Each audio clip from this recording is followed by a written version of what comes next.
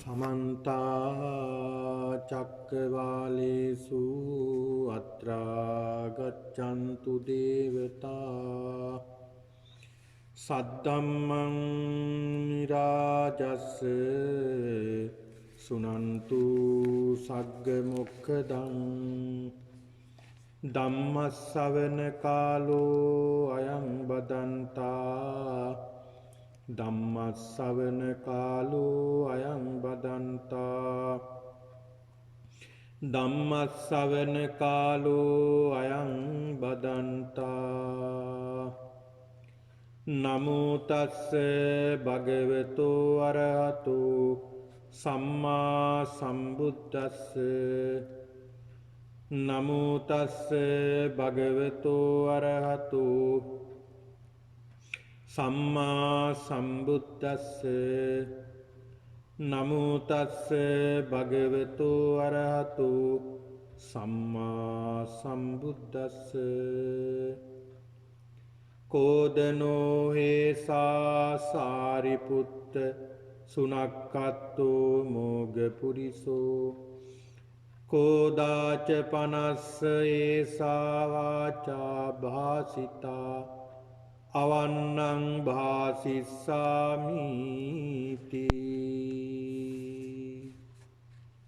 සද්ධාවන්ත සත්පුරුෂ පින්නතුනි, අද මේ වෙසක් පුර පසළොස්වක පොහොය දිනය නිමිති කරගෙන මේ පින්නතුන් සිදු කරනු ලබන මේ සීල භාවනා වැඩසටහනටයි මේ පින්නතුන් සම්බන්ධ වී සිටින්නේ.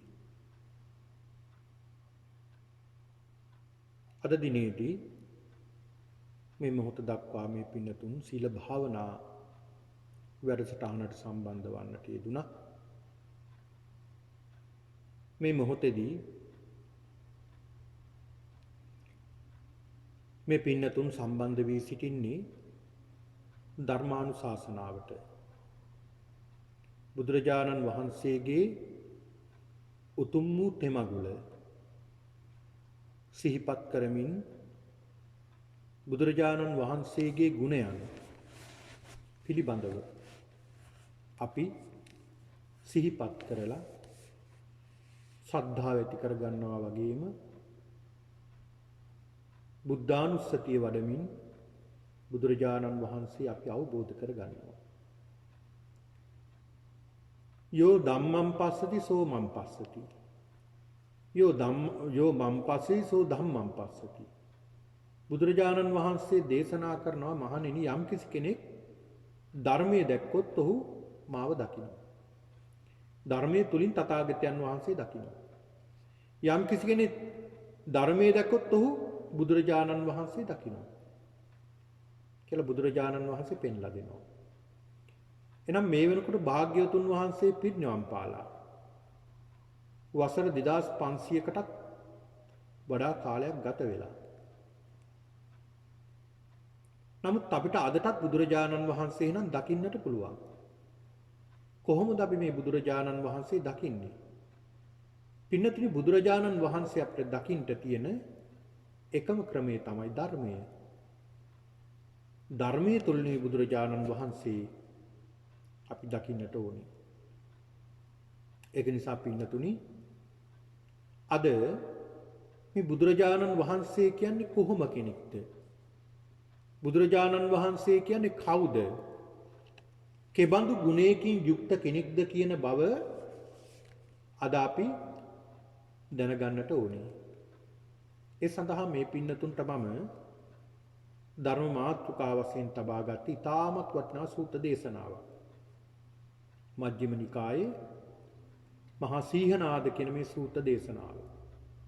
සීහනාද, මේ සීහනාද කියන්නේ කුමක්ද පින්නතුනි? සීහනාද, සීහ කියන්නේ සිංහයට කියන නම පාලියෙන්. නාද කියන්නේ නාදය. ඒතකොට මේ සිංහයාගේ නාදයක්. ඇයි බුදුරජාණන් වහන්සේ හඳුන්වනවා සිංහෙක් විදියට? එතකොට මේ වනාන්තරයේ රජෙක් විදියට තමයි සලකන්නේ මේ සිංහයා. මේ කේසර සිංහෙක් පින්නතුනි කේසර සිංහෙකින් කෑ ගහනකොට යොදුන් ගානක් ඈතට ඇහෙනවා කියන. ඒ යොදුන් ගානක් ඈතට ඇහෙනවා. ඒ ඇහෙන තාක්කල් සතුන් සැඟවිලා ඉන්නවා. ඒ තරම් ශබ්දයක් තියෙනවා. ආන් ඒ වගේ තමයි භාග්‍යතුන් වහන්සේත්. උන්වහන්සේ සීහනාදයක් සිද්ධ කරා. ඒක නිසා මේකට සඳහන් කරනවා මහා සීහනාද සූත්‍රය. මේ සූත්‍ර දේශනාව දේශනා කරන්න යම්කිසි නිදානයක් හේතු වුණා. ඒ තුමයි පින්නතුනි එදා බුදුරජාණන් වහන්සේ වැඩ ඉන්න අවස්ථාවේදී බුදුරජාණන් වහන්සේගෙන් කමඨහන් ලබාගෙන එක්තරා භික්ෂුවක් ලිච්ඡවි පුත්ත සුනක්කත්ත කියලා සඳහන්. ලිච්ඡවි රාජ ආපු ලිච්ඡවි සුනක්කත්ත කියලා සඳහන් කරන්නේ. මේ සුනක්කත්ත කියන මේ භික්ෂුව බුදුරජාණන් වහන්සේ ළඟට ඇවිල්ලා කමඨහන් ලබාගෙන දැන් භාවනා කරනවා. මොකද්ද මේ භාවනාව? පින්නතුනි ඒ තමයි දිබ්බ චක්කු ඥානය. මෙයා විශ්වාස කළේ නැහැ දෙවියෝ ඉන්නවා කියලා. දෙවියෝ ඉන්නවා කියලා විශ්වාස කළේ නැහැ. ඒක නිසා මෙයා දෙවියන් දකින්නට ඕනේ මෙයාට. ඒක නිසා ඒ දිබ්බ චක්කු ඥානය ලබා ගන්නට භාවනා කළා. භාවනා කරගෙන ගියා පින්නතුනි. උන්වහන්සේට මේ සුනක්කත්ත කියන භික්ෂුවට භාවනාව සාර්ථක වුණා.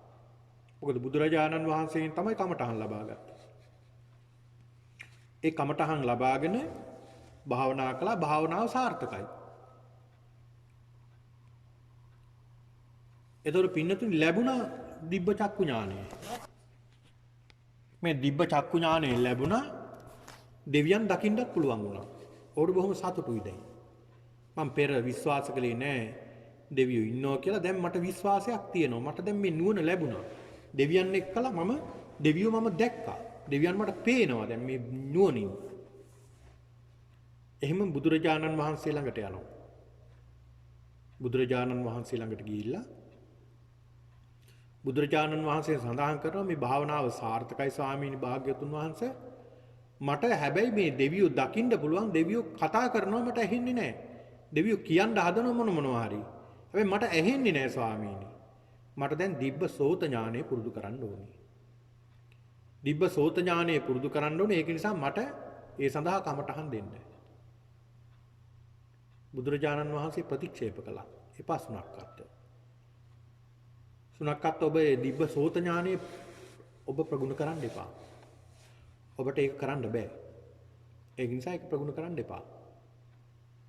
දෙවෙනි වතාවටත් ඉල්ලුවා. තුන්වෙනි වතාවටත් ඉල්ලුවා. බුදුරජාණන් වහන්සේ අවසර ලබා දුන්නේ නැහැ. ඒ අවසර ලබා දුන්නේ නැත්te වෙන හේතුවක් නිසා නෙවෙයි. ඔහුට ඒක කොච්චර වැඩුවත් වැඩින්නේ නැහැ. තේරුමක් නැහැ. ඔහුට මේ දිබ්බ සෝත ඥානය ලබා ගන්නට බෑ. දිබ්බ චක්කු ඥානය ලබා ගන්නට පුළුවන්. දිබ්බ සෝත ඥානය ලබා ගන්නට බෑ. ඔහුට ඒ සඳහා ඉන්ද්‍රියන් වැඩිලා නැහැ. ඉන්ද්‍රියන් වර්ධනය කරගන්නත් බෑ ඒ නුවණ සඳහා. ඒක අර්ථයක් නෑ. ඒක නිසා බුදුරජාණන් වහන්සේ ප්‍රතික්ෂේප කළා. දැන් මේ සුනක්කත්ත හාමුදුරුව බුදුරජාණන් වහන්සේට සඳහන් කරනවා එහෙමද? බුදුරජාණන් වහන්සේ නම් මට මේක කියලා දෙන්නේ නැහැ. අය ඒක කියලා දුන්නා නම් ඔබ වහන්සේයි මායි දෙන්නම සමාන වෙනවනේ. ඒක නිසා තමයි කියලා දෙන්නේ නැත්තේ. දිබ්බ චක්කු ඥානය ලබාගෙන දිබ්බ සෝත ඥානයත් ලබාගෙන මමයි බුදුහාමුදුරුවෝ දෙන්නම එක සමාන වෙනවා. ඒක නිසා තමයි මට මේ කියලා දෙන්න බෑ කියලා කියන්නේ මේ කියන මාර්ගය. කියලා දෝෂාරෝපණය කළා. ඊළඟ සිවුරු ඇටලා තැන් සිවුරු ඇටලා ගියා. ඊළඟට තැන් වල දොස් කියන්න ගත්තා බුදුහාමුදුරුවන්ට. එයයි මායි දෙන්නම සමාන වෙන හින්දා ඒකට කැමති නැති නිසා ඔන්න මට මේක කියලා දුන්නේ නැහෙනේ. ඒක වඩන හැටි කියලා දුන්නේ නැහැ මට. මොකද මමත් ඒක වඩලා මමත් ඒක ලබා ගත්තාම අපි දෙන්නම සමාන වෙනෝනේ. ඒක නිසා කියලා දෙන්නේ නැහැ. කියලා මේ විදිහට චෝදනා කරන්න ගත්තා. මේක අහන්න ලැබුණ බුදුරජාණන් වහන්සේටත් බුදුරජාණන් වහන්සේ සාරිපුත්ත හාමුදුරුවෝ ඇතුළු මහා සංඝරත්නය රැස් කරලා බුදුරජාණන් වහන්සේ දේශනා කරනවා මේ කාරණාව. මහණෙනි මෙන්න මේ කාරණාව පාදක කරගෙන තථාගතයන් වහන්සේ කවුද කියලා මම කියලා දෙන්නම්. කියලා බුදුරජාණන් වහන්සේ පෙන්ලා දෙනවා. මෙන්න මේ අවස්ථාවේ තමයි මේ දේශනාව සඳහන් කළේ. මේ දේශනාවේ රහතන් වහන්සේලා දැන් ඔය පින්නතුන් රහතන් වහන්සේලා ඉන්නවා. දැන් විවිධ රහතන් වහන්සේලා ඉන්නවා. රහත් භාවයටපත් වෙනවා. උන්වහන්සේලා අතරින් මහා බල සම්පන්න රහතන් වහන්සේලා තමයි පින්නතුනි සිව්පිලි සිඹියාපත් මහා රහතන් වහන්සේලා. අර්ථ ධර්ම නිරුක්ති ප්‍රතිබාන කියන. ඒ රහතන් වහන්සේලා අතරිනුත් ප්‍රබලම අය තමයි සරියුත් මහා රහතන් වහන්සේ. මුගලන් මහා රහතන් වහන්සේ. ඊළාට මහා කාශ්‍යප මහ රහතන් වහන්සේ. ඊළඟට ආනන්ද හාමුදුරුවෝ අනුරුද්ධ මහ රහතන් වහන්සේ සීවලී මහ රහතන් වහන්සේ අඟුලිමාල මහ රහතන් වහන්සේ උන්වහන්සේලා සුවිශේෂයි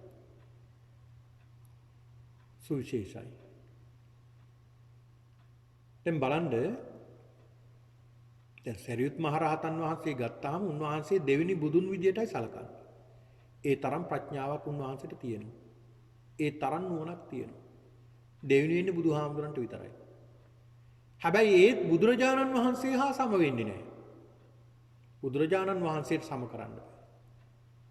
බුදුරජාණන් වහන්සේ පෙන්ලා දෙනවා බල 10ක් තථාගත බල 10ක් පිළිබඳව රහතන් වහන්සේලාට නැති බුදුරජාණන් වහන්සේටම පමණක් ඇති බල 10ක් ගැනයි මේ මහා සීහනාද සූත්‍රයේ දේශනා කරන්නේ. ඔන්න බලන්න. මහා සීහනාද සූත්‍රයේ දේශනා කරන්නේ බල 10ක් පිළිබඳව. පින්නතුනි. ඒ ගැන තමයි බුදුරජාණන් වහන්සේ මේ මහා සීහනාද සූත්‍රයෙන් බුදුරජාණන් වහන්සේ පෙන්ලා දෙන්නේ. මොනවද මේ? මේකෙන් බුදුරජාණන් වහන්සේ පෙන්ලා දෙනවා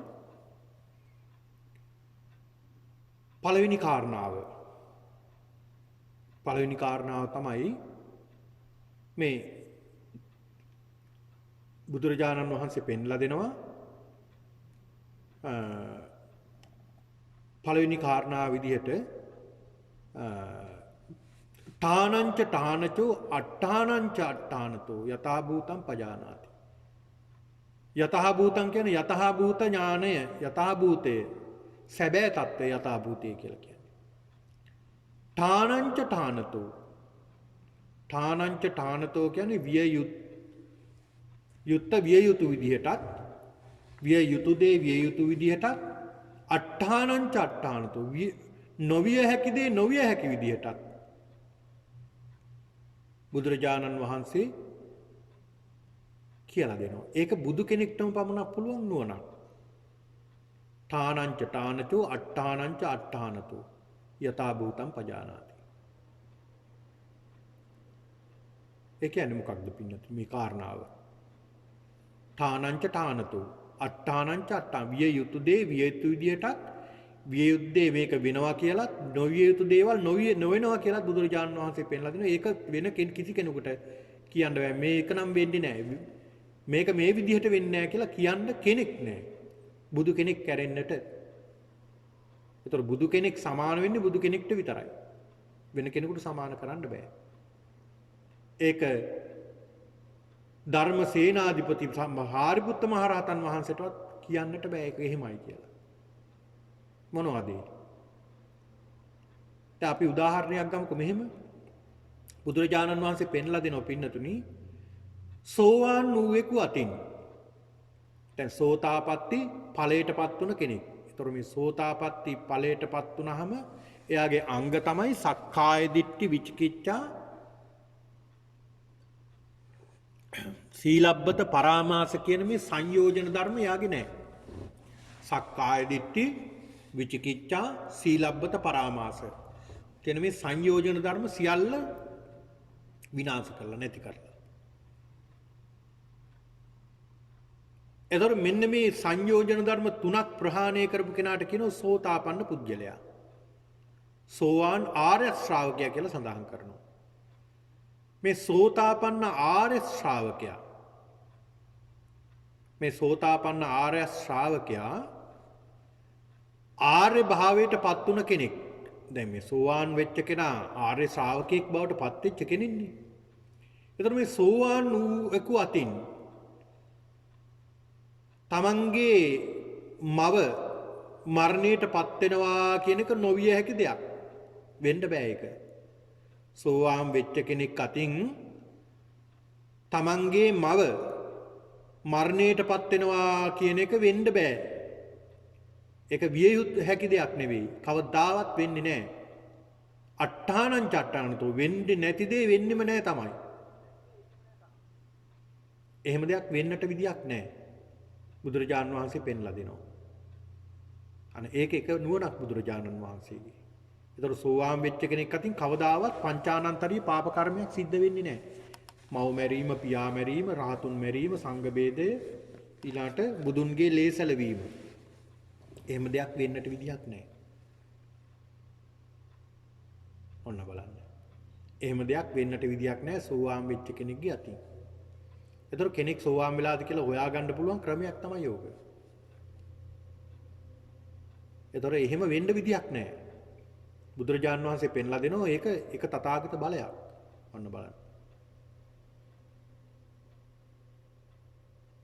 ඊළඟට දැන් බුදුරජාණන් වහන්සේ පෙන්ලා දෙනවා ආර්යෝපවාදය. ආර්යෝපවාදය කියන්නේ ආර්යයන් වහන්සේලාට. ආර්යයන් වහන්සේලා කියලා සඳහන් කරන්නේ සෝවාන්, සකදාගාමි, අනාගාමි, අරහත් මාර්ගඵල වලට පැමිණුණු උත්තමයන් වහන්සේලා. ඒ ආර්යයන් වහන්සේලාට උපවාදයක් කරනවා නම්, ඒ කියන්නේ දොස් කියනවා නම්, බැනලා තියනවා නම්, ඒක මේ භවයේ අපි ජීවත් වෙන මේ භවයේ වෙන්න පුළුවන්, ඊට පෙර භවයක වෙන්න පුළුවන්.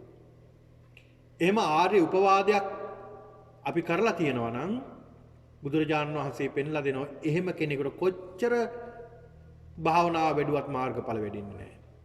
මොන්න තරම් ඔට්ටු වෙනවා. ඒ පුජ්‍යලා පුදුම විදියට ඔට්ටු වෙනවා. හැබැයි පුදුම විදියට උත්සාහවත් වෙනවා මාර්ගඵලයක් ලබන්න. හැබැයි මාර්ගඵලයක් ලැබෙන්නේ නැහැ. ඇයි ඒ? ආර්ය උපවාදයක් කරලා තිනවා. එතන හිර වෙලා තියෙනවා. ඒක නිසා එතනින් එහාට යන්න විදිහක් නැහැ. ඒකේ සමාව ගන්න ඕනේ. ඒකනේ අපි භාවනා වැඩසටහනේදී අපි පින්නතුනි අදිස්ථාන කරගන්නේ. මගේ දෙමාපියන්ට, ගුරුවරුන්ට, වැඩිහිටියන්ට යම් කිසි කෙනෙකුට ආර්යයන් වහන්සේ නමකට හෝ වේවා මගේ සිතින්, කයින්, වදනින් මට යම් කිසි ප්‍රමාද දෝෂයක් සිදු වුණා නම් මට සමාව වෙන්න කියලා තුන් පාරක් අපි ඉල්ලන්නේ. අනේ ඒක අපි දන්නේ නැති නිසා තමයි අපි හැමදාම එහෙම කරන්නේ. ආර්ය උපවාදයක්. ඒ ආර්ය උපවාදයක් සිද්ධ වෙලා තියෙනවා නම් ඒ කෙනාට මාර්ගඵලයක් ලබන්නට බෑ කියලා බුදුරජාණන් වහන්සේ පෙන්නලා දෙනවා. අට්ඨානං චට්ඨානතු. අට්ඨානං චට්ඨානතු. ඊළඟට තවත් ඒකට උදාහරණයක් සඳහන් කරනවා නම් පින්නතුනි සෝවාන් වෙච්ච කෙනා, සෝතාපන්න ඵලයටපත් වෙච්ච කෙනා නතේ භවං අට්ඨමං ආදියන්ති. අටවෙනි භවයක් නෑ. භව 7කින් ඔහුගේ භව ගමන නිමා කරනවා. භව 7කින් ඔහුගේ භව ගමන නිමා කරනවා. අටවෙනි භවයක් ඔහු යන්නේ නෑ. නතේ භවං අට්ඨමං ආදියන්ති. අටවෙනි භවයකට ඔහු යන්නේ නෑ. භව 7න් ඔහුගේ ගමන අවසන් කරනවා.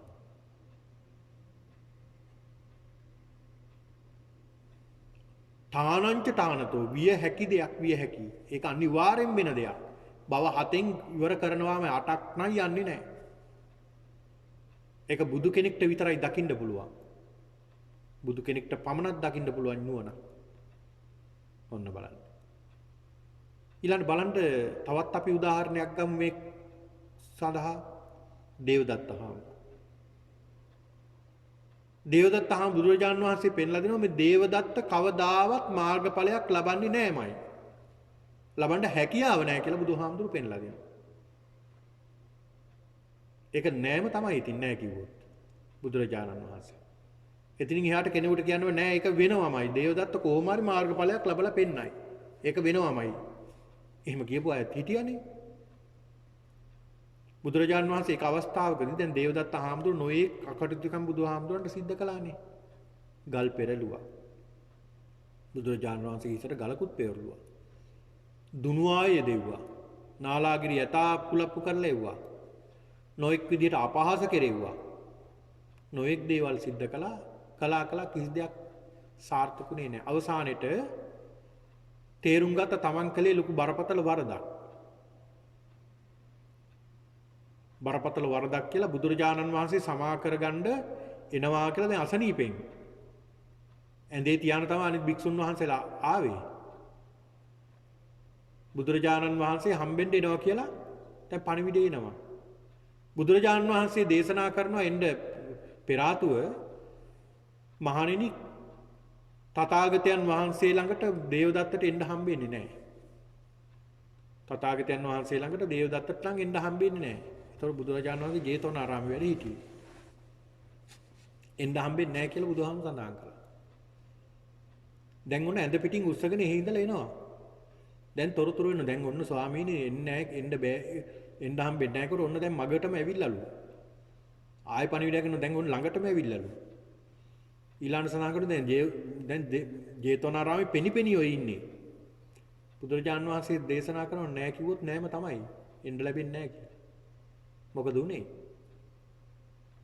අනේ මේ දේවදත්ත හාමුදුරුවෝ බිමින් තිබ්බා. බුදුහාමුදුරුවෝ හම්බෙන්න යන්න කලින් මූණකට දොවාගෙන යන්න ඕනේ කියලා ඔන්න බිමට බැස්සා විතරයි පොළොව පලාගෙන අපායට ඇදගෙන ගියා. අට්ඨානං චට්ඨානතෝ වෙන්නේ නැහැ කිව්වොත් බුදුරජාණන් වෙන්නේම නැහැ තමයි. ඔන්න බලන්න. වෙන්නේ නැහැ කිව්වොත් නැහැම තමයි. ඊළඟ මේ අජාසත් රජතුමා බුදුරජාණන් වහන්සේ පෙන්ලා දෙනවා මේ අජාසත් රජතුමා ආනන්තරී පාප කර්මයක් සිද්ධ කරගත්තනේ. බුදුරජාණන් වහන්සේ දේශනා කරනවා මේ රජතුමා සෝවාන් දැන් ඔය සාමාන්‍ය ඵල සූත්‍ර දේශනාව අවසානයේදී භික්ෂුන් වහන්සේලාට ඒ රජතුමා මේ දේශනාව ශ්‍රවණය කළා බොහොම සතුටින් ගියා. ආපහු භික්ෂුන් වහන්සේලාට බුදුරජාණන් වහන්සේ දේශනා කරනවා මහණෙනි මේ අජාසත් රජතුමා තමන්ගේ ධාර්මික වූ පියතුමා ධර්මාවබෝධය කළ මේ පියතුමා මරණයටපත් කළේ නැත්නම් ওই ආසනයේදීම සෝවාන් වෙලා තමයි නැගිටින්නේ. මේ ධර්මයේ ශ්‍රවණය කරලා. අර අකුසල කර්මයේ නිසා වැහුණ අර කුසල කරගෙන තියෙන කුසල කර්ම. කියලා සඳහන් කළා. බුදුහාමුදුරු දේශනා කළා මේ අජාසත් රජතුමාට මේ භවයේදී සෝවාන් නම් වෙන්න හම්බෙන්නේ නැහැ කියලා. ඒක නෑනම් නෑම තමයි. හම්බුනේ නෑනේ. සෝවාන් වෙන්න ලැබුණේ නෑනේ. හැබැයි බුදුරජාණන් වහන්සේ පෙන්ලා දුන්න මේ අජාසත් රජතුමා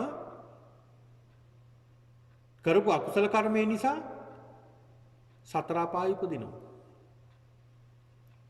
ඒ අපායෙත් දැඩි දුක් තියෙන තැන නෙමෙයි. පදුම කියලා නිරේක උපදින්නේ. පදුම කියලා නිරේක. එතනත් දුක් තියෙන හැබැයි අර තරම් නෑ.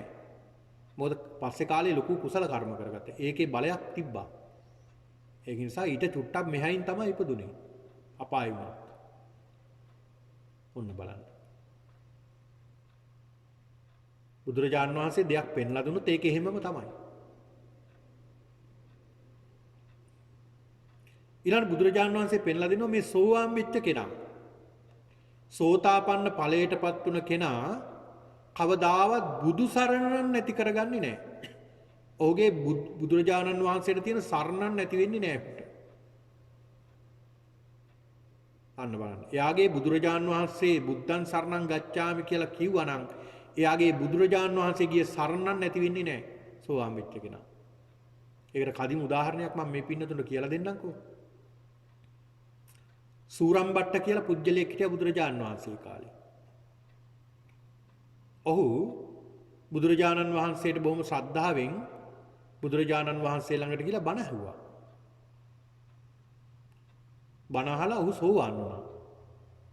සෝතාපන්න භාවයට පත් වුණ ඔහු බොහෝම සතුටින් නැවත ආපහු ගෙදරට ආවා. හැබැයි මාරයා දන්නේ නැහැ මෙයා සෝවාන් වෙලා මෙයාගේ හිත හොලවන්න බෑ කියලා මාරයා දන්නේ නැහැ. මාරයා කල්පනා කරනවා මොහුගේ සිත වෙනස් කරන්න ඕනේ.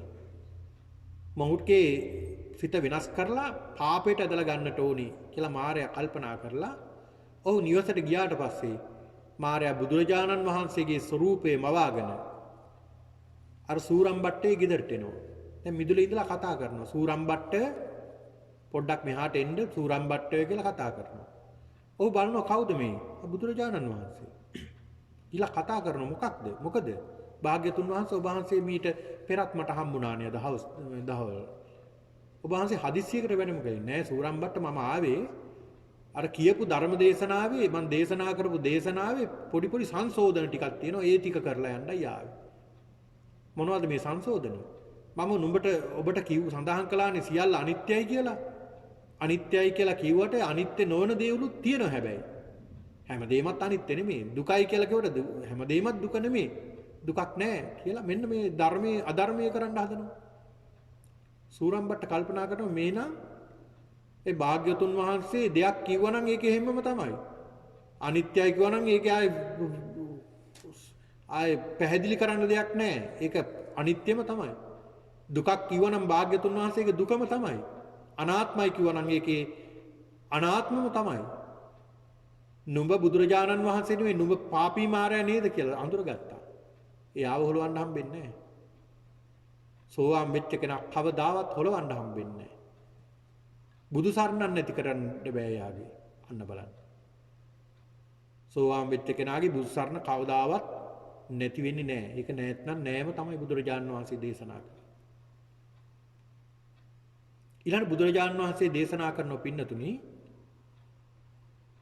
බුදුවරු බුදුරජාණන් වහන්සේලා දෙනමක් එකවර පහළ වෙන්නේ නැහැ. බුදුවරු දෙදෙනෙක් එකම කල්පයක එකම ආකාරයට පහළ වෙන්නේ නැහැ.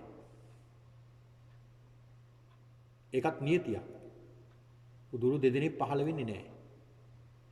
ඔන් ඨානංච ඨානතු අට්ඨානංච අට්ඨාන නොවිය හැකි දෙයක් නොවිය හැකි විදිහට බුදුහාමුදුරුවෝ දේශනා කරා. ඔන්න බලන්න. ඊළඟ බුදුරජාණන් වහන්සේ පෙන්ලා දෙනවා සක්විති රජවරු දෙදෙනෙක් එක ලෝකෙක පහළ වෙන්නේ නැහැ. සක්විති රජවරු දෙදෙනෙක් පහළ වෙන්නේ නැහැ. ඊළාට සක්‍ර දෙවිවරු දෙදෙනෙක් එකවර පහළ වෙන්නේ නැහැ. ඒක නොවිය හැකි දෙයක් කියලා බුදුරජාණන් වහන්සේ පෙන්ලා දෙනවා.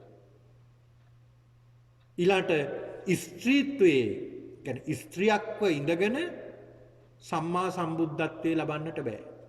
ඒක වෙන්නේ නැති දෙයක්. යම් කිසි කෙනෙක් කිව්වොත් නෑ ස්ත්‍රියකටත් පුළුවන් බුදු වෙන්න. ස්ත්‍රීත්වයේ ඉඳගෙන බුදු වෙන්න පුළුවන් කෙනෙක් කියලා කිව්වට ඒක වෙන්නේ නෑ. වෙන්නේ නෑ කියලා කියන්නේ බුදුරජාණන් වහන්සේ වෙන්නේ නැති නිසා. බුදු පසේ බුදු භාවයටපත් වෙන්නේ නෑ ස්ත්‍රීත්වයේ ඉඳගෙන. ඒක බුදුරජාණන් වහන්සේ පෙන්ලා දෙන නියතියක්. අන්න එහෙම නුවණක් බුදුරජාණන් වහන්සේට තියෙනවා. විය හැකි දේ හෝ විය නොහැකි දේ ඒක වෙන්නේ නැත්තම් වෙන්නේ නැහැ කිව්වොත් නෑම තමයි. වෙනවා කිව්වොත් වෙනවම තමයි. එහෙම නුවණක් බුදුරජාණන් වහන්සේට තියෙනවා. හැබැයි රහතන් වහන්සේලාට එහෙම කියන්න බෑ. මේක මෙහෙම වෙනවා මේක මෙහෙම වෙන්නේ නැහැ කියලා කියන්න තරම් ඒ තරම් ඥානයක් ඒ කියන්නේ යතහභූත ඥානයක්. යථාභූතය කියලා කියන්නේ සැබෑම தත්ත්වයේ දකින්න තරම්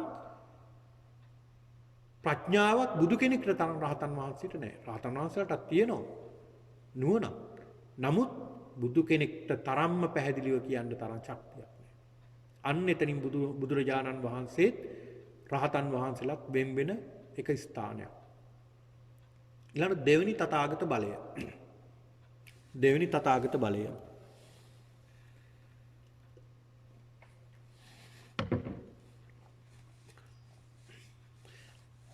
අතීතානාගත පච්චුප්පන්නං කම්ම සමාදානං තානසෝ හේතුසෝ යථාභූතං පජානාති. මොකද්ද මේ කාරණාව? පින්නතුනි අතීත අනාගත පච්චුප්පන්නං කම්ම සමාදානං තානසෝ හේතුසෝ. ඒ කියන්නේ මේ අතීත අනාගත වර්තමාන කර්ම ක්‍රියාත්මක වෙන්නේ කොහොමද?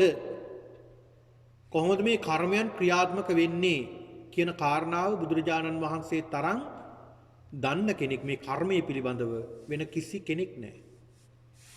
බුදුරජාණන් වහන්සේ තරම් දන්න කෙනෙක් පැහැදිලිව දැන් බුදුරජාණන් වහන්සේ පෙන්ලා දෙනෝනේ අචින්තය සූත්‍රයේදී හිතන්න එපා කියන කාරණා ගණනාවක්. ඒකක් තමයි කම්ම විපාකෝ අචින්තියෝ නචින්තේ තබ්බෝ යං චින්තෙන්තෝ උම්මාදස්ස විගාතස්ස භාගියස්ස. කම්ම විපාකෝ අචින්තියෝ මේ කර්ම විපාකය අචින්තියයි හිතන්න බෑ.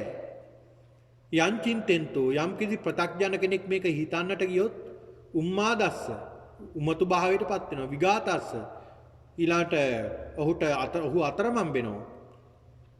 භාග්‍යස්ස ඔර පිස්සු හැදෙනවා අවසානට. ඇයි මේක හිතලා ඉවර කරන්න බෑ. ඇත්තම තමයි මේ කාරණාව. පිස්සු හැදෙනවනේ මේ ගැන කල්පනා කරන්න ගියොත්. උමතු වෙනවනේ. ඒකනේ ඔය ඇත්තෝ ඇවිල්ලා කියන්නේ අපිට සඳහන් කරන්නේ හාමුදුරනේ අපි මොන තරම් යහපත් දේවල් කරනවද? හොඳ කරන මිනිස්සුන්ටම තමයි කරදර. හැබැයි නරක කරන මිනිස්සුන්ට කිසි කරදරයක් නැහැ නේ. එහෙම කියන්නේ නැද්ද? එහෙම කියනවා. ඔය ඇත්තොත් මට කියලා තියෙනවා. ඕන තරම් අය අපිට සඳහන් කරලා තියෙනවා. ඒ අපි නොදන්නාකම නිසා. ඒ හොඳ කරන අයටයි මේ තරම් කරදර වෙන්නේ, නරක කරන අයටයි කරදර නොවෙන්නේ කියන එක අපි එහෙම හිතන්නේ අපි කර්මය ගැන දන්නේ නැති නිසා. කර්මය ගැන දන්නේ නැති නිසා. දැන් අපි කල්පනා කරලා බලමු අපි යහපත් දේවල් සිද්ධ කරන කෙනෙක්. සිල් ගමාදම් වෙනවා, පන්සල් යනවා, දන් දෙනවා. හැබැයි ඔහොම කරගෙන යනකොට ලොකු කරදරයක් වෙනවා.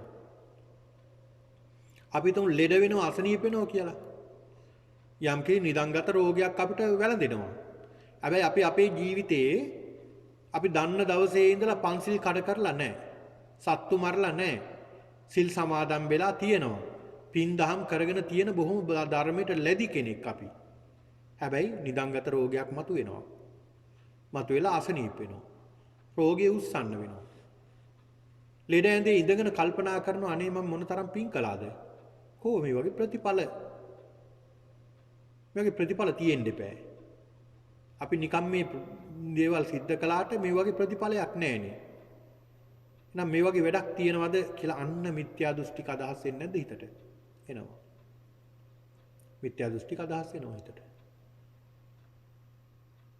මිසදිටු අදහස් අපේ හිතට එනවා.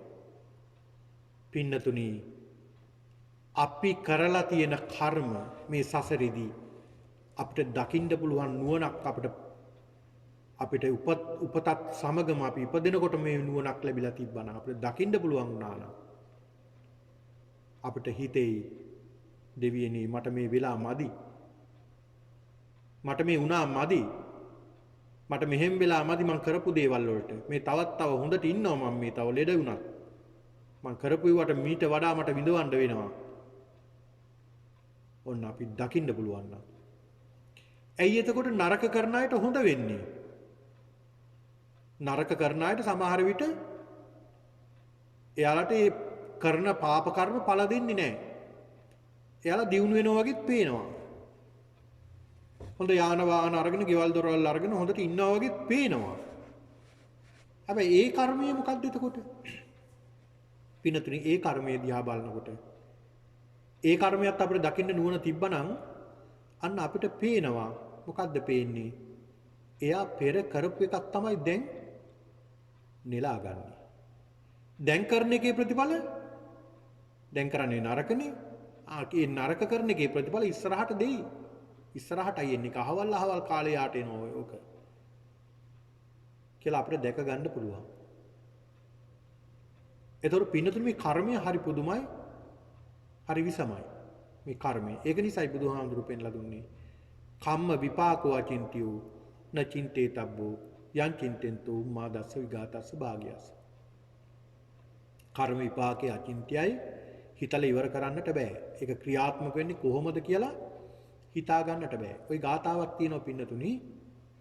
ඒක දෙවි කෙනෙක් තමයි ඇවිල්ලා සඳහන් කරන්නේ. බුදුහාමුදුරන්ගේ අහනවා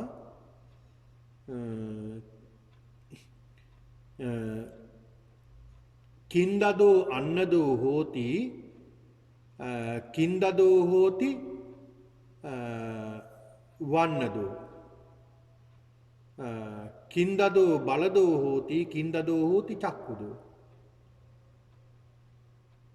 ඒ ගාථාවේ තේරුම තමයි කින්දදෝ බලදෝ හෝති කුමක් දීමෙන්ද බලයක් ලැබෙන්නේ,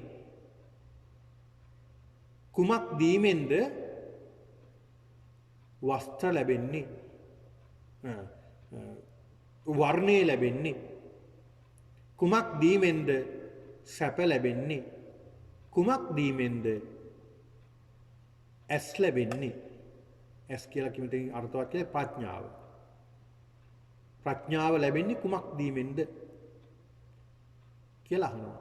බුදුහාමුදුරෝ දේශනා කරනවා අන්නදෝ බලදෝ හෝති වත්තදෝ හෝති වන්නදෝ යානදෝ සුඛදෝ හෝති දීපදෝ හෝති චක්කුදෝ. අන්නදෝ බලදෝ හෝති ආහාර පාන දීමෙන් බලයක් ලැබෙනවා. ඒතර ආහාර පාන දීමෙන් බලයක් ලැබෙනවා. ඒතර මේ පින්නතුන් මොනතරම් ආහාර පාන දීලා ඇද්ද?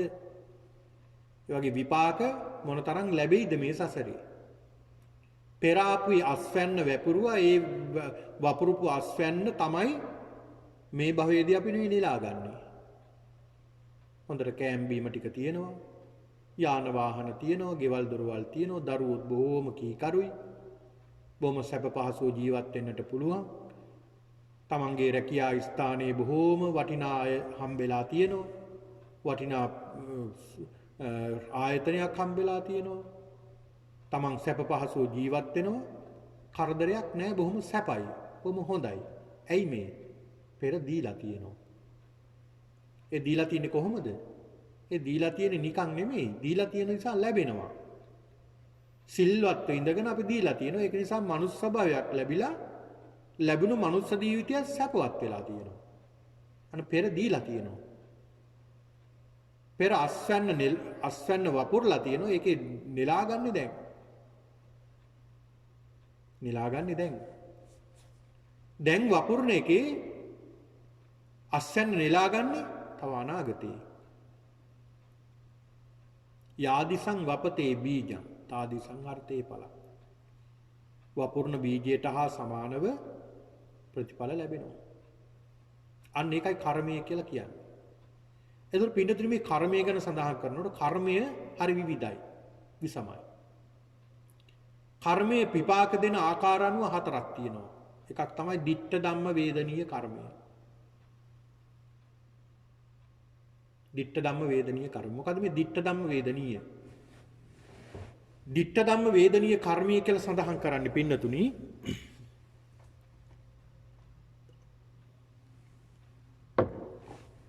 ditta ධම්ම වේදනීය කර්මය කියලා සඳහන් කරන්නේ ඒක සිද්ධ කරපු භවයේදීම ප්‍රවෘත්ති විපාකය ලැබෙනවා. ප්‍රතිසන්දි විපාකයේ පස්සේ ලැබෙනවා. හැබැයි ප්‍රවෘත්ති විපාකයේ මොහොතේම ලැබෙනවා. ඒ කියන්නේ අපි හිතමු මේ භවයේ දැන් අපි උපදුන මේ මනුස්ස භවයක් තියෙනෝනේ. ඒ මනුස්ස භවයේ යම් කිසි දෙයක් කරනවා මැරෙන්න කලින් ඒක විපාකයක් දෙනවා. ඒක පස්සේ මැරුණාට පස්සෙත් ඒකේ විපාක ලැබෙනවා. මැරෙන්න කලින් විපාක ලැබෙනවා. ඒකට කියනවා අපි ditta ධම්ම වේදනීය. අපි කියන්නේ ඔය මිනිහට නම් ditta ධම්ම වේදනීය කර්මයමයි පළ දීලා තියෙන්නේ. ඒක හොඳටත් පළ දෙනවා නරකටත් පළ දෙනවා. හොඳටත් පළ දෙනවා නරකටත් පළ දෙනවා. අපි අසරණ කෙනෙක් දැකලා අපි කෑම ටිකක් කන්න හදනකොට අනේ කෑම එක අපි දකිනවා අසරණ කෙනෙක් එයා දවස් දෙකක් බඩගින්න ඉඳලා තියෙන්නේ. අනේ බොහොම පව් එයාගේ මට නම් බඩගින්න ඉන්න පුළුවන් වරු ගෙදර යනකම් අනේ මේ කෑම එක යාට දෙන්න ඕනා කියලා ඒ වෙලාවේ සිතක් පහළ වෙනවා. අදිමදි කළා නෙමෙයි හිත පහළ වෙන්නේ එකපාරටම සිත පහළ වුණා මේක නම් දෙන්නම ඕනේ මෙයාට කියන සිතවිල්ල. පහළ වෙලා දෙනවා ඒක. ගෙදර ගිහිල්ලා කෑම ටිකක් ඉතින් උයා ගන්න වෙනවා. ආහාර ටිකක් අනුභව කරන්න කෑම ටිකක් ගෙදර ගිහිල්ලා බඩු ගෙනල්ලා උයා ගන්න වෙනවා. හැබැයි ඊට වඩා මට බඩගින්න ඉන්න පුළුවන් වරුවක්. හැබැයි ඊට වැඩිය වටිනවා මේ අසරණයාගේ කුස පිරවීම. අසරණ සතාගේ කුස පිරවීම ඊට වඩා වටිනවා. කියලා ඒ කෑම එක දෙනවා. කෑම එක දීලා පින්නතුනි ගෙදර යනකොට ඒකේ ප්‍රවෘත්ති විපාකේ ලැබිලා කොහොමද? අපිට කියන්නෙත් නැතුව අපේ යාළුවෝ පිරිසක් කෑම ටිකක් උයාගෙන ගෙදරට ඇවිල්ලා. දැන් බලාගෙන ඉන්නවා අපි එනකම්. අන්න ප්‍රවෘත්ති විපාකේ. එහෙම වෙන්නේ නැද්ද? එහෙම වෙනවා. ප්‍රවෘත්ති විපාක කියන්නේ ඒක. ditta ධම්ම වේදනීය කුසලය. බලන්න මොන තරම් වටිනවද කියලා. මොන තරම් වටිනවද? ඒක කතාවක සඳහන් වෙනවා පින්නතුනි.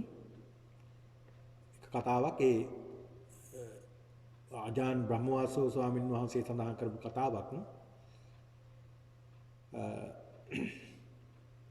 එක්තරා රටක දරුවෙක්. ඒ දරුවා බොහොම සතුන්ට හරි ආදරේ දරුවෙක්. බයිසිකලේ තමයි යන්නේ පාසලට. පාසලට ගිහිල්ලා දවසක් එනකොට බයිසිකලේ අතරමඟදී කැලේ වගේ ප්‍රදේශයක් තියෙනවා. ඒ ප්‍රදේශයේදී එක්තරා පාසල් යන වයසේ දරුවෝ යහළුවෝ පිරිසක් හාවෙක්ව අල්ලගෙන ඒ සතාට පීඩා කරනවා. කනෙන් අදිනවා, නාසයෙන් අදිනවා, හරියට පීඩා කරනවා, නොඒක කරදර කරනවා මේ සතාට. බයිසිකලේ ගියා. බයිසිකලේට යනකොට දැක්ක මේ සතාට කරදර කරනවා. හරි අනුකම්පාවක් හිතුණා. අනුකම්පාවක් හිතිලා නැවැත්තුවා. මම කොහොම හරි මේ සතාව ඉගන්න ඕනේ. කියන මට ওই සතා දෙන්න බැරිද? ඒවා දෙන්න පුළුවන්. මම අපිට මොනවද දෙන්නේ? මේ දරුවා ගාව මොකවත් තිබ්බේ නැහැ දෙන්න.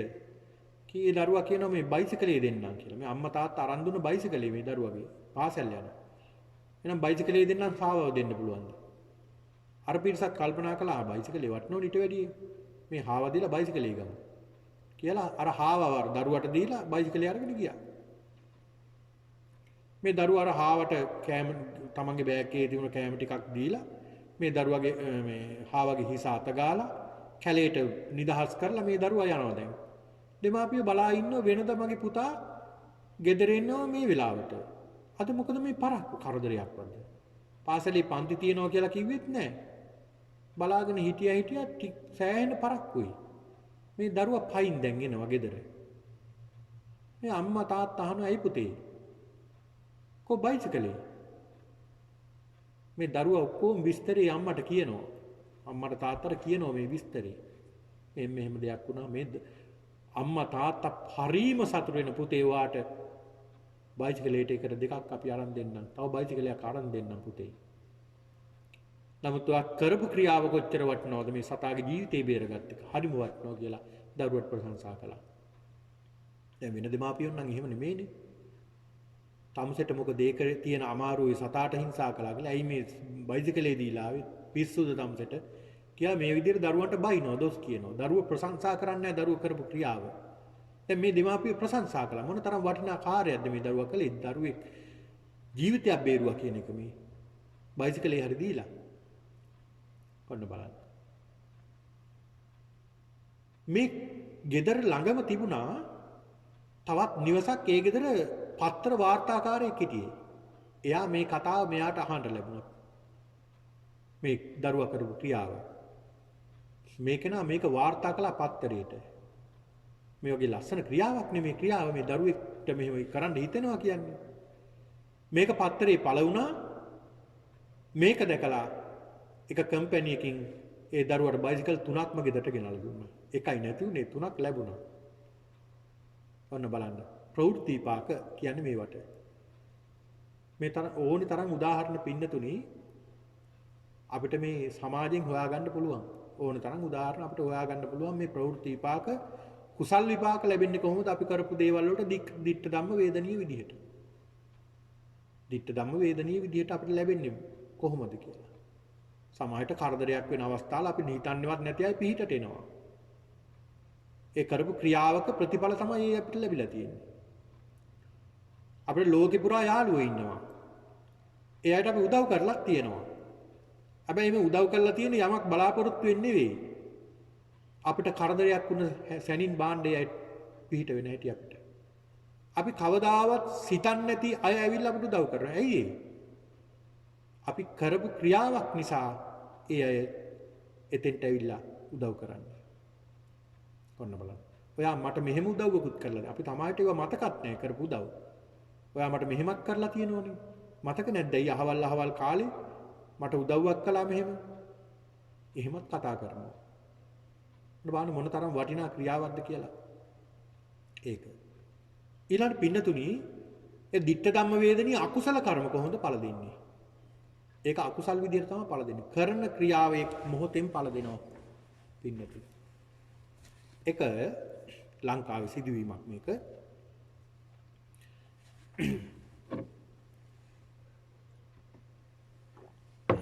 එක පුතෙක් හිටියා.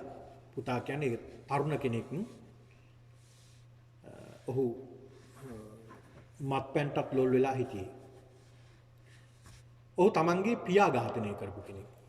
ඒ කියන්නේ ආනන්තරීය පාප කර්මයක් කරගත්ත කෙනෙක්. දැන් එතකොට මේ ආනන්තරීය පාප කර්මය මේ වගේ විපාකයේ ditta ධම්ම වේදිනී විදියට මේනවා පිටිපස්සෙන්. මෙයාට නිදා ගන්න බෑ රැයට. රැයට ටිකක් දවල්ටවත් නිදා ගන්න බෑ. ඒක නිසා මෙයා බොනවා. හොඳටම බොන්න බැහැ වුණා. නිදාගත්තට පස්සේ අර කරපු ක්‍රියාව මතක් කරනවා බෙල්ල මිරිකන් දෙනවා කෙනෙක්. තමන්ගේ බෙල්ල මිරිකනවා වගේ තමන්ට තේරෙනවා. කෑ ගහනවා. මෙහෙම දුක් විඳලා මරණයටපත් වුණා. ඔන්න බලන්න ditta ධම්ම වේදනීය කර්ම පිටිපස්සෙන් එන හැටි. ditta ධම්ම වේදනීය කර්ම පිටිපස්සෙන් එන හැටි. ditta ධම්ම වේදනීය කර්ම. තව කෙනෙක් හිටියා පින්නතුනේ. එයා ඒ කෙනා තරමක් වයස කෙනෙක්. එයාට දිය වැඩියාව තිබුණා. පුංචි තුවාලයක් සුළු ඇඟිල්ල ආවා. ඒකට බෙහෙත් කළා සනීපුණේ නැහැ. ටික ටික තුවාලේ වැඩි වුණා. දැන් සනීපෙන්න ඇඟිල්ල කපන්න උනා සුළු ඇඟිල්ල කැපුවා. ඇඟිලි 4යි තියෙන්නේ. ඒක ටිකක් පැතිරුණා ඊළඟ ඇඟිල්ලටත්. ඒකත් කැපුවා. එහෙම ඇඟිලි ඔක්කොම කැපුවා. දැන් කකුලේ ඇඟිලි නැහැ. තවත් ටිකක් කල් යනකොට ඒත් අර තුවාලේ සනීප වෙන්නේ ටිකෙන් ටික කකුල කැපුවා 10 12 පාරකට දණිය හිසටත් උඩට එනකන් කැපුවා. කකුල කුණු වෙලා. ඒකෙන් දුක් විඳලා අවසානට මරණයටපත් වුණා. හොයලා බැලුවම මොකද්ද මේ වෙන්න හේතුව? ටිකක් හොයලා බලනකොට මෙයා පොඩි කාලේ තරුණ කාලේ කැලේ යනවා සත්තු හොයාගෙන. මොකද මස් කන්න. මස් පිනිස සත්තුන් දඩයන් කරන්න යන කෙනෙක්. සතෙක් උගුලකට අහුවෙලා හිටපුවාම මොකද කරන්නේ? දැන් අපි හිතමුකෝ හාවෙක් කියලා. ඒ සතාට මොකද කරන්නේ? ඒ සතාගේ කකුල් දෙකෙන් අල්ලගෙන හයියෙන් ගස්වල ගහන නැත්නම් බිම ගහනවා, පොළොවේ ගහනවා. මෙහෙම ගහලා තමයි මරණයටපත් කරන්නේ. බලන්න මොන තරම් අකුසලයක්ද? සමාජයට ඒ සතාගේ අතපය කැඩිලා තමයි මැරෙන්නේ. වේදනාව විඳලා. මේ කෙනාටත් මොකද උනේ? ප්‍රවෘත්ති විපාකයක් නෙමෙයිද හම්බුනේ? ප්‍රවෘත්ති විපාකයක් හම්බුනේ. තව කෙනෙක් හිටියා. එයා සිද්ධ කරන්නේ මාළු බානවා. මාළු අල්ලන්න යනවා. වැව්වල ගංගාවල මාළු අල්ලන්න යනවා. මස් පිනිස. Tamanගේ දිව පිනවන්න. බිලී කොකු දාලා තමයි අල්ලගන්නේ. බිලී කොක්ක ඇමිනෙන්නේ කොහෙද? අර සතාගේ කරමලේ. දැන් කාලයක් මෙහෙම ගියා. මට පිළිකාවක් වැළඳුණා. ඒ පිළිකාවක් වැළඳිලා කොහෙද පිළිකාවාගේ ගුගුරේ. ඒක එන්න උග්‍ර වුණා. අවසානට උග්‍ර වෙලා එයාට ආහාර ගන්නත් බැහැ. බටේකින් තමයි ආහාර දාන්නේ. අවසානට එතන විශාල වනයක් බවට පත් වෙලා දුක් විඳලා මරණයටපත් වෙනවා. ප්‍රවෘත්ති විපාක. මේවා තමයි ප්‍රවෘත්ති විපාක. ditta ධම්ම වේදනීය විදියටම එනවා පින්නතුනි පිටිපස්සෙන් කර්මය. දෙයක් කළොත් යං කම්මං කරිස්සාමි කල්යාණං වා පාපකම් වා තස්ස දායාදෝ භවිස්සාමි. කර්මයක් කළොත් ඒක දායාද වශයෙන් පිටිපස්සෙන් එනවා. හේවණල්ල වගේ. කරත්ත රෝදයේ පිටිපස්සෙන් එනවා වගේ ගොනාගේ පිටිපස්සෙන් අපි පිටිපස්සේ එනවා මේ කර්ම. ඒ ඇවිල්ලා ප්‍රවෘත්ති විපාක විදියට එහෙම නැත්නම් ditta ධම්ම වේදනීය විදියට අපිට විපාක සලසලා දෙනවා. විපාක විදියට ඔය වගේ ඕන තරම් උදාහරණ පින්නතුනේ මේ සමාජයෙන් අපිට ගන්නට පුළුවන්. සමාජයෙන්. දැන් පහුගිය දවස්වල තිබුණානේ එක්තරා සිදුවීමක්. ඒක මම ඇහුවා ඒ සිදුවීම එක අම්මා කෙනෙක් මොකක් හරි සිදුවීමක් කළා වාහනේ රියානුතරකටපත් වෙලා හරියටම බෙල්ල ගාවින්ම ගැලවිලා යනවා. ඒ කාන්තාවගේ. බෙල්ල ගාවින්ම ගැලවිලා යනවා අනතුරෙන්. හිස වෙන පැත්තක කඳ වෙන පැත්තක. ඒක මම දැක්කා ඒක සඳහන් කළා තිබුණේ ඒ කාන්තාව බුදු පිළිම විනාශ කරපු කෙනෙක් කියලා. බුදු පිළිම වල බුදුරජාණන් වහන්සේ සිරස එක්කලම කඩපු කෙනෙක් කියලා. අන්න ප්‍රවෘත්ති විපාක ලැබෙන අවස්ථා. ඉතින් ඒ වගේ යම්කිසි අකුසලයක් කළොත් ඒක අපි පිටිපස්සෙන් එනවා. කුසලයක් කළොත් ඒකත් ඇවිල්ලා අපිට විපාක දෙනවා ප්‍රවෘත්ති විපාක විදියට අපිට ලබලා දෙනවා. ඒකට කියනවා ditta ධම්ම වේදනීය. ඊළාට උපපජ්ජ වේදනීය කර්මය කියලා සඳහන් කරනවා. ඒ කර්මයේ පින්නතුණි කර්ණ භවයේ විපාක දෙන්නේ නැහැ. ඒක විපාක දෙන්න තරම් ශක්තියක් නැත්තම්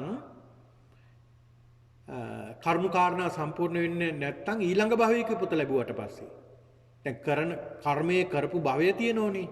ඒ භවයේ විපාක දෙන්නේ නැහැ. ඊළාට ඒක කරපු භවයේ නෙමෙයි දෙවෙනි භවයක් උපදලා ලැබුවොත් දෙවෙනි භවය ඒක විපාක දෙනවා.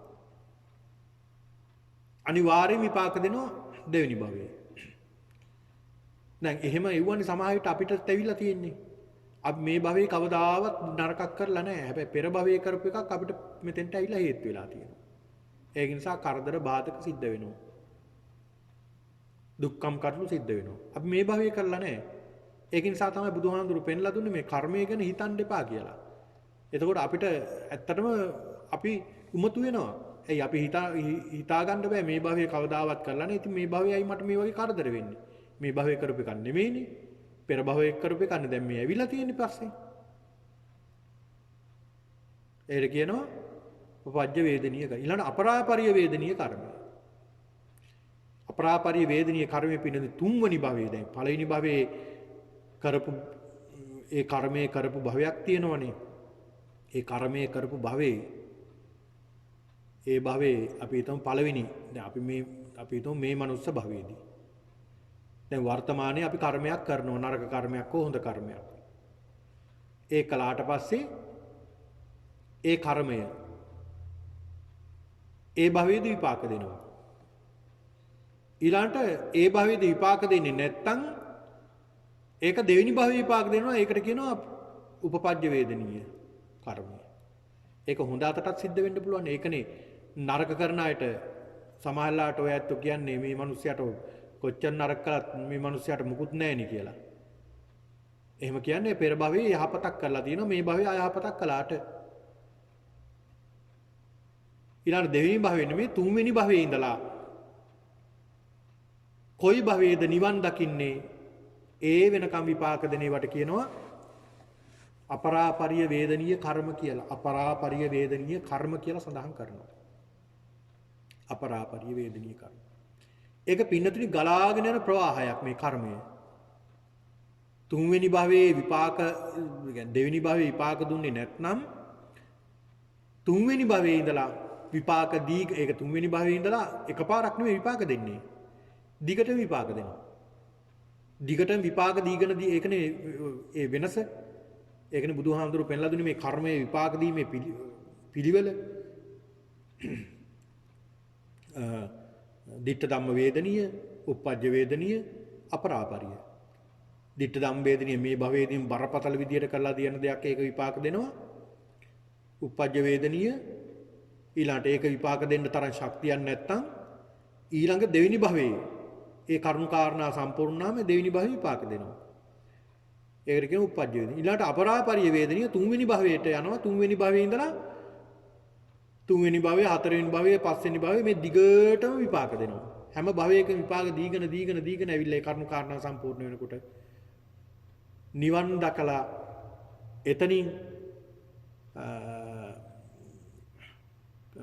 ස්කන්ධ පරිනිර්වාණය දක්වාම විපාක දෙනවා. ඔන්න බලන්න. ස්කන්ධ පරිනිර්වාණය දක්වාම විපාක දෙන කර්මය. අපරාපරිය වේදනීය කර්ම. හරි ප්‍රබලයි මේ කර්මය. ඒ කර්මය හරි ප්‍රබලයි.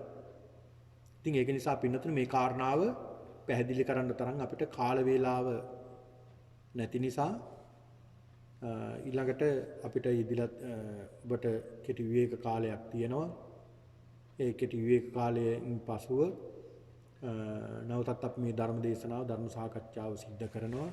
ඒක නිසා පින්නතුනි අද මේ ධර්ම දේශනාවේදී මේ පින්නතුන්ව පැහැදිලි කරන්නට යෙදුනේ මහා සීහනාද සූත්‍ර දේශනාව. අපි එක කරුණක් පමණයි සාකච්ඡා කළේ දේශනා කළේ දෙවෙනි කරුණෙත් බොහොම කෙටි කාරණා ටිකක් පමණයි මේ කර්මයේ පිළිබඳව මේ පින්නතුන්ට මේ පැහැදිලි කරන්නට ඉතින් අපි කරුණු 10ක් පිළිබඳව දේශනා කරන්නට තියෙනවා. ඉතින් ඒක නිසා පින්නතුනි මේ බුදුරජාණන් වහන්සේ පෙන්ලා දුන්න මේ රහතන් වහන්සේත් බුදුරජාණන් වහන්සේත් අතර වෙනස අපි අඳුර ගන්නට ඕනේ. ඒතර මේ අඳුර ගැනීම තුල අපිට දැක ගන්න ඕනේ මේ බුදුහාමුදුරු කියන්නේ කවුද කොහොම කෙනෙක්ද කියලා අපි දැක ගන්නට ඕනේ. බුදුරජාණන් වහන්සේ කොහොම කෙනෙක්ද? ධර්මයේ තුලින් අපි දකින්න ඕනේ බුදුහාමුදුරු. එහෙම අසහාය කෙනෙක් තමයි අපි අපේ ගුරුවරයා පින්නතුනි. බුදුරජාණන් වහන්සේ අපේ ගුරුවරයා, උන්වහන්සේ අපේ ශාස්ත්‍රූන් වහන්සේ, උන්වහන්සේ අපේ ශාස්ත්‍රූන් වහන්සේ අපි උන්වහන්සේගේ ශ්‍රාවකයෝ වෙන්න මොන තරම් අපි පින් කරලා තියෙන්නට ඕනද? මොන තරම් පුණ්‍ය ශක්තියක් අපි තුල තියෙන්නට ඕනද? උන්වහන්සේගේ මේ බණ පදයක් හරි ශ්‍රවණය කරන්නට. උන්වහන්සේ කවුද කියලා අවබෝධ කරගන්න මොන තරම් පුණ්‍ය ශක්තියක් තියෙන්නට ඕනද? ඉතින් මෙන්න මේ කාරණාව පිළිබඳව හොඳට හිතේ ධාරණය කරගෙන මේ මොහොතේ අද මේ සිද්ධ කරගත්තා වූ සියලු කුසලානුභව ශක්තිය තුලින් ඔබ සියලු දෙනාට උතුම් චතුරාර්ය සත්‍ය ධර්මය අවබෝධ වේවා කියලා සාදු කියලා ප්‍රාර්ථනා කරගන්න. හොඳයි.